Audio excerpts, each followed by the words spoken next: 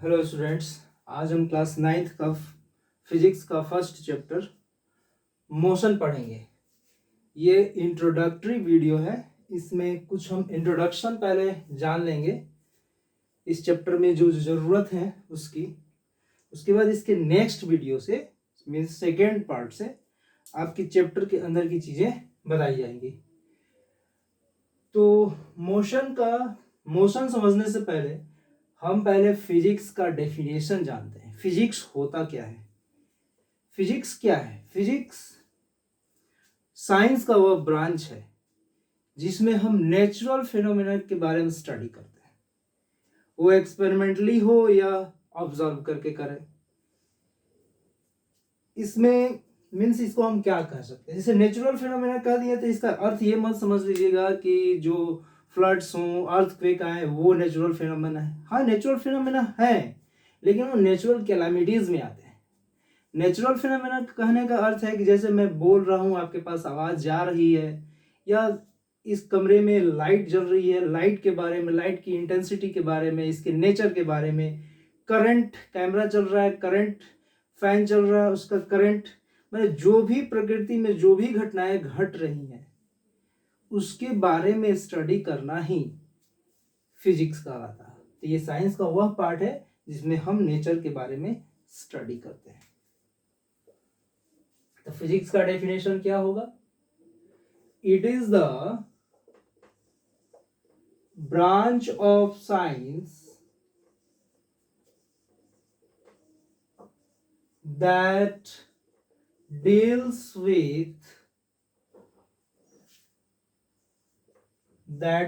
with the study of natural phenomena.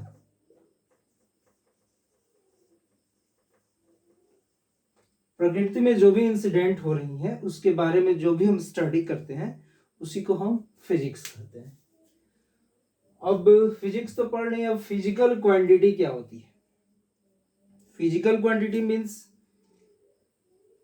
Those quantities which can be measured, वैसे quantities जिसको major किया जा सके। Suppose this is a marker, इसका measurement हम कर सकते हैं, इसको मेजर कर सकते हैं। इसकी लेंथ होगी 10 सेंटीमीटर, 12 सेंटीमीटर समथिंग होगी। मीन्स वैसे क्वांटिटी जिसको मेजर किया जा सकता है उसको हम फिजिकल क्वांटिटी कहते हैं।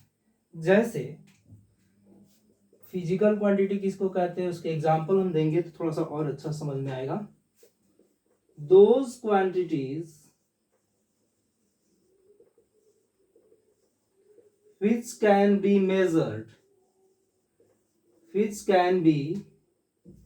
measured are known as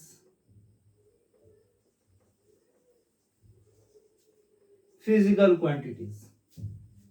जैसे एग्जाम्पल में साउंड को मेजर कर सकते हैं, लाइट को मेजर कर सकते हैं, नहीं कर सकते हैं। ये फिजिकल क्वांटिटीज नहीं है, इसको मेजर नहीं किया जा सकता है। हाँ, हम साउंड के इंटेंसिटी को, एम्पलीट्यूड को, वेवलेंथ को, फ्रीक्वेंसी को मेजर कर सकते हैं, न कि साउंड को मेजर करते हैं। हम साउंड की इंटेंसिटी हो, लाइट की ल्यूमिनस या इंटेंसिटी हो, वेवलेंथ हो, इसका हम मेजरमेंट कर सकते हैं। लाइट का मेजरमेंट नहीं किया जा सकता है, नहीं साउंड का मेजरमेंट किया जा सकता है। मीन्स ये तो फिजिकल क्वांटिटी नहीं हुई, लेकिन loudness of sound, amplitude of sound, wavelength of light can be measured. तो इसमें क्या हो गया? जैसे केजी किसका, किसी का मास हो सकता है, सेंटीमीटर, मीटर, किलोमीटर किसी का लेंथ हो सकता है, सेकंड, मिनट, आवर टाइम का यूनिट हो सकता है। मीन्स ये क्वांटिटी है mass, length, time, speed, these are the quantities which can be measured. इसी को हम फिजिकल क्वांटिटीज कहते हैं। अब देखिए टाइप्स ऑफ फिजिकल क्वांटिटी क्या क्या है। आप लोग तो बता दो, आप लोगों को तो बेसिक पता होगा ही। टाइप्स ऑफ फिजिकल क्वांटिटी, दो तरह के फिजिकल क्वांटिटी होते हैं। टाइप्स ऑफ फिजिकल क्वांटिटी, एक होता है स्केलर क्वांटिटी और दूसरा vector quantity.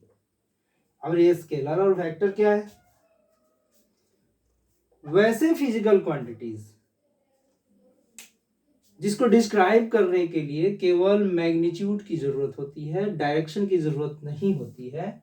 Those physical quantities in which only magnitude is sufficient to describe it, उसको व्याख्या करने के लिए मैग्नीट्यूड ही काफी है। इसमें जैसे तब ये मैग्नीट्यूड क्या होता है? Only magnitude is required, only magnitude but no direction. इसके डेफिनेशन के नोट्स आपको मिल जाएंगे। नोट्स ये तो केवल एक्सप्लेनेशन है और कुछ नहीं है। डेफिनेशन का अलग से नोट्स आपको प्रोवाइड किया जाएगा। हमारे चैनल पर जो नंबर आपको रिफ्लेक्ट हो रहा होगा उस पर आप व्हाट्सएप मैसेज के जरिए भी हमारे नोट्स मंगा सकते हो। तो वैसे क्वांटिटीज जिसमें मैग्नीट्यूड होते हैं, डायरेक्शन नहीं होते, जैसे टेम्परेचर। टेम्परेचर, हमारे बॉडी का टेम्परेचर कुछ है 37 डिग्री सेल्सियस, 37 डिग्री सी है। इसमें कहीं डायरेक्शन की जरूरत पड़ रही है क्या? 37 degree north, south, west, something, कुछ नहीं। इसमें डायरेक्शन की कोई जरूरत नहीं है। केवल इसका मैग्नीट्यूड मीन्स इसका परिमाप, मेजरमेंट ही काफी है। जैसे इसका length 12 centimetre, 12 centimetre north, south, east, west कहने से कुछ हो रहा है? नहीं हो रहा है। इस पर डायरेक्शन का कोई प्रभाव नहीं है, मैग्नीट्यूड ही इसके मेजरमेंट के लिए काफी है। तो ऐसे क्वांटिटीज जिसको डिस्क्राइब करने के लिए केवल मैग्नीट्यूड ही पर्याप्त है, सफिशिएंट है, वैसे क्वांटिटीज को हम फिजिकल क्वांटिटीज को स्केलर क्वांटिटीज कहते हैं। जैसे टेम्परेचर, लेंथ, डिस्टेंस। मान लीजिए यहां से दिल्ली का डिस्टेंस कितना है? लगभग 1000 किलोमीटर। तो इसमें डायरेक्शन की कोई जरूरत नहीं है, कोई जरूरत नहीं। द डिस्टेंस बिटवीन छपरा और Bihar to Delhi is 1000 kilometre. इसमें डायरेक्शन की कोई रिक्वायरमेंट नहीं है, ओनली मैग्नीट्यूड ही सफिशिएंट है इसमें। तो ऐसे क्वांटिटीज को हम स्केलर क्वांटिटी कहते हैं। और vector quantities, those quantities in which both magnitude and directions are involved or required to explain it or describe it, means those quantities are known as vector quantities. जैसे इसमें both magnitude and direction is required. जैसे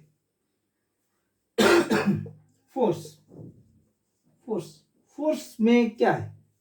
एक example है displacement. इसके बारे में हम आगे इस चैप्टर में पढ़ेंगे डिटेल्स में। डिस्टेंस, डिस्प्लेसमेंट, रेस्ट, मोशन सबके बारे में पढ़ेंगे। बस अभी हम यहाँ जान रहे हैं इंट्रोडक्टरी वीडियो को, फोर्स कैसे एक वेक्टर क्वांटिटी है। देखिए सपोज ये एक डोर है, इसका लॉक है। अब ये दरवाजा को खोलना है मुझे, मैं जा रहा था, इसको पुश किए जा रहा हूं, खूब जोर से दबाए जा रहा हूं, ये दरवाजा खुल ही नहीं रहा। हमने तो फोर्स लगाया लेकिन ये खुल नहीं रहा। मान लीजिए 10 न्यूटन का फोर्स लगाया, और नहीं तो और 50 न्यूटन का फोर्स लगाया, बहुत सारे फोर्स लगाए, लेकिन पसीने पसीने हो गए, ये दरवाजा खुला नहीं। एक क्या, घर का मेरा कोई मेंबर आया, छोटा सा मेंबर जो जानता नहीं है कि फोर्स होता क्या है, उसके बारे में कुछ आइडिया नहीं है। वो क्या आया और दरवाजे को मैं जो धक्का लगा रहा था उसने अपनी तरफ खींच लिया, पुल कर लिया। मैं तो पुश किए जा रहा था लेकिन वो अपने तरफ पुल कर लिया, दरवाजा खुल गया। ऐसा नहीं है कि मुझे दरवाजा खोलना नहीं आता था, बस एग्जाम्पल्स बता रहा हूं आपको। तो इसमें क्या हुआ कि इस दरवाजे को खोलने के लिए एक मैग्नीट्यूड मैंने अप्लाई किया, 10 न्यूटन का फोर्स अप्लाई किया, और वो कोई छोटा मेंबर, फैमिली मेंबर आके हमारा 2 न्यूटन का स्मॉलेस्ट फोर्स लगा कर उसने अपने दरवाजे को खोल दिया। इसमें चेंजेस क्या है? डायरेक्शन। डायरेक्शन इसमें इंपॉर्टेंट था। मैं गलत डायरेक्शन में उसको पुश किए जा रहा था, उसने आया सही डायरेक्शन में, पुल कर लिया, पुश के बजाय पुल कर लिया, जिससे वो दरवाजा खुल गया। मीन्स फोर्स को लगाना है, फोर्स के लिए आपको मैग्नीट्यूड भी चाहिए प्लस एक डायरेक्शन भी चाहिए। इसमें मैग्नीट्यूड और डायरेक्शन दोनों का ही इंपॉर्टेंस है, इसलिए ऐसे क्वांटिटीज वेक्टर क्वांटिटीज कहलाते हैं। थोड़ा सा और समझ लेते हैं दूसरे तरीके से। सपोज एक ब्लॉक है, एक और ब्लॉक है,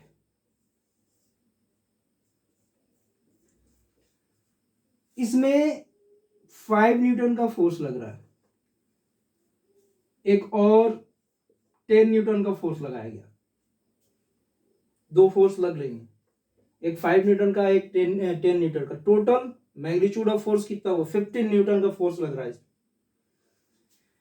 तो टोटल इसका रिजल्टेंट फोर्स क्या हो गया? 15 न्यूटन, और इस डायरेक्शन में ये पुश हो जाएगा। अब क्या होगा? इस ब्लॉक पे 5 न्यूटन, यहां मान लीजिए 5 न्यूटन का फोर्स लग रहा है, यहां 10 न्यूटन का फोर्स लग रहा है, एक इधर से फोर्स लग रहा है, एक इधर से फोर्स लग रहा है। यहां भी जो फोर्स अप्लाई किया गया है, मैग्नीट्यूड कितना था? 15 न्यूटन का। टोटल फोर्स लगाया गया 15 न्यूटन का। यहां भी टोटल न्यूटन मैग्नीट्यूड फोर्स का कितना है? 10 न्यूटन प्लस 5 न्यूटन, 15 न्यूटन का मैग्नीट्यूड है फोर्स। लेकिन इसका रिजल्ट क्या होता है? रिजल्टेंट फोर्स क्या निकलता है? ऑब्वियसली इतना तो समझ ही जाओगे, ये 5 न्यूटन इधर पुश होगा, सब्ट्रैक्ट हो जाएगा, अपोजिट डायरेक्शन में ये फोर्स लग रहा है। तो इसमें देखिए क्या हुआ, इसमें डायरेक्शन का इंपॉर्टेंस हो गया ना। इसमें हमने दोनों फोर्स को, 10 न्यूटन और 5 न्यूटन को, एक ही दिशा में फोर्स लगाए, तो हमारा रिजल्ट क्या हुआ? ये हुआ। लेकिन उतना ही फोर्स है हमारे पास, लेकिन मैं दोनों अलग अलग दिशाओं में, अलग अलग डायरेक्शन में फोर्स लगा रहा हूं, तो हमारा रिजल्ट ये आया। मीन्स फोर्स क्या हुआ? एक डायरेक्शन और मैग्नीट्यूड दोनों पर डिपेंड कर रहा है, इसलिए ये वेक्टर क्वांटिटी हो गया।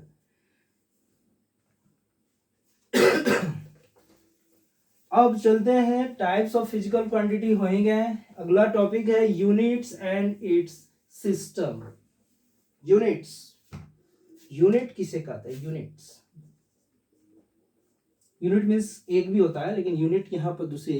यूनिट मीन्स इकाई, इसका हिंदी होता है इकाई, यूनिट। जैसे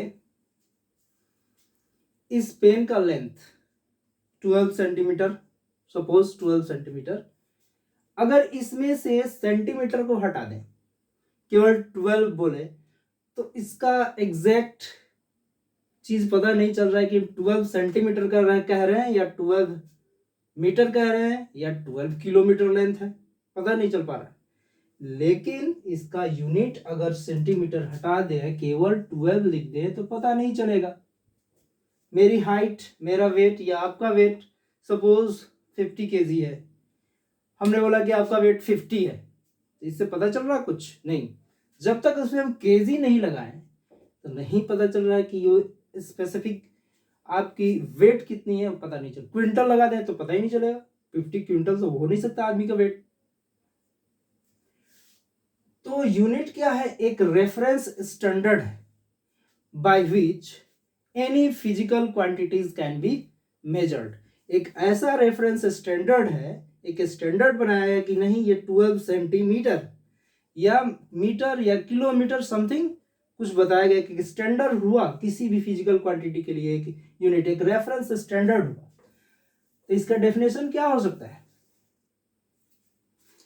it is a reference standard, it is a reference standard by which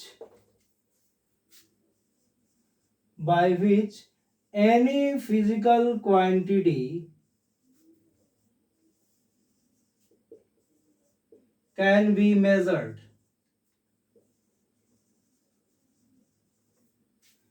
जैसे 50 kg से पता चल रहा है किसी का ये मास है।